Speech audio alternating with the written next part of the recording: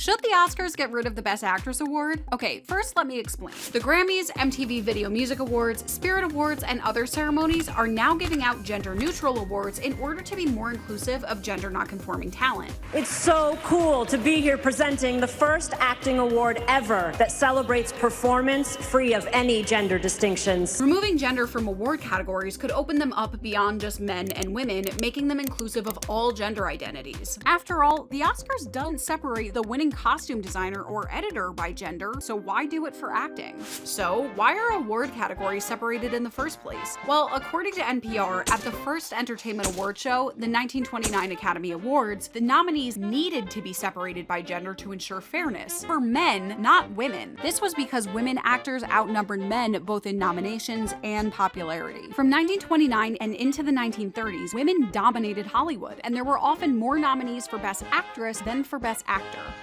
Nowadays, there's a worry that eliminating gender from entertainment awards could cause the opposite problem. Some, such as founder and publisher of Women in Hollywood, Melissa Silverstein, are still not convinced that we won't be inundated with men. I mean, just look at the Best Director category and see how seldom women have been nominated there. And unfortunately, there hasn't ever been an out, trans, or non-binary director nominated in the category either. Analysis by the USC Annenberg Inclusion Initiative and the Adobe Foundation found that over the entire history of the Oscars, 83% of all nominees have been men. This suggests men would be more likely to win gender-neutral acting Oscars since they're nominated more often overall. So where does that leave folks who aren't men or women? In the music world, the gender-neutral Grammys awarded its first non-binary winner this year. The USC initiative found, though, that beginning in 2013 until 2021, nearly 87% of nominees in major categories were men. So when it comes to whether genderless awards are actually more inclusive, it might be too soon to tell. The entertainment industry, both in front of the camera and behind the scenes, is not generally known for its inclusivity. Proponents of gender-neutral awards say that adhering to the binary at award shows doesn't solve representation issues in media, and that gender-neutral categories are a step to a more inclusive future. Obviously, it makes a difference to the individual musicians who will now be eligible for the awards, but more than that, I think it's a growing sign of acceptance across society.